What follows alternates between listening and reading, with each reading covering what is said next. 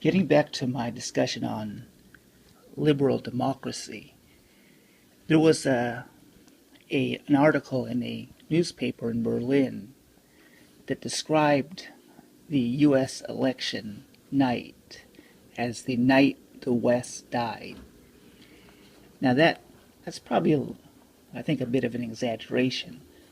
But if you look at some of the trends around the world, it's pretty worrisome. And I can point to, for example, the Brexit vote in the United Kingdom, which was orchestrated by right-wing elements. There was a lot of course, anti-immigrant sentiment that pushed the vote on Brexit, which surprised a lot of people when it prevailed. And that was, of course, one recent example. Another example, not really in the West, but actually in Asia, the Philippines, a country which has strived toward more democratic ideals and has made progress on that ever since the overthrow of the dictator Ferdinand Marcos. I don't have But recently they took a step backwards with the election of Rodrigo Duterte, PBA who causes frequent outbursts of actually just uncontrollable recently crying or laughing in people with brain injuries or authorized certain the neurologic hero's conditions. burial But PBA is Ferdinand treatable. Marcos. Ask your doctor or go So to that's sort of telling pbafacts.com. in its own right. Now, when we think about these liberal democratic values, they shouldn't really be classified as quote unquote Western. They're just, even if you look at, for example, the history of the United States and the development of democracy here, you can see how the founding fathers were influenced a lot by for example, the Iroquois Confederacy, the Native Americans.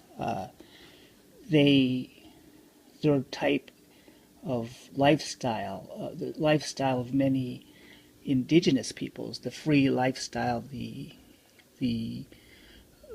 way that they came to consensus in Native American tribes, in Tahiti, in the Pacific Islands, that inspired a lot of people during the Enlightenment, including the founding fathers. A question on Duterte's war on drugs.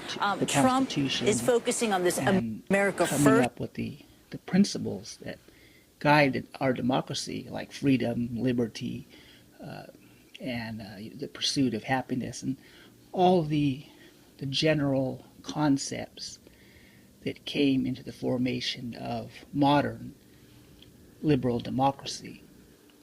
So it's not that we should see it as Western.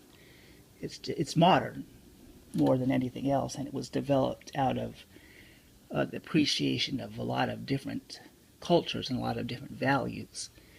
And it's a progression that I think is definitely better than what existed before, and better than the alternatives that people are coming up with today, which is a lot of it authoritarian, even fascist in many cases.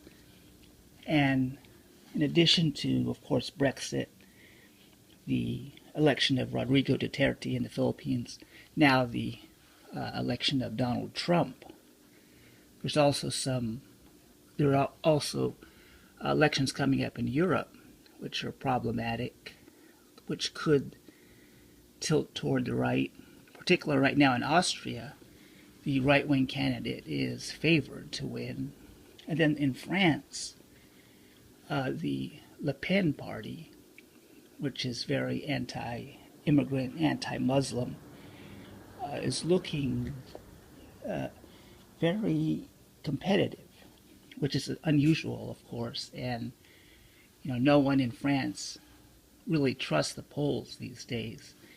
So, and also in the Netherlands, there's also possibly a right-wing candidate there who's right now favored in the polls. So there's enough out there to be concerned. Although I think that it's still too early to say that liberal democracy is doomed or anything like that. I think that would be exaggerating things. Even here in the United States, you know,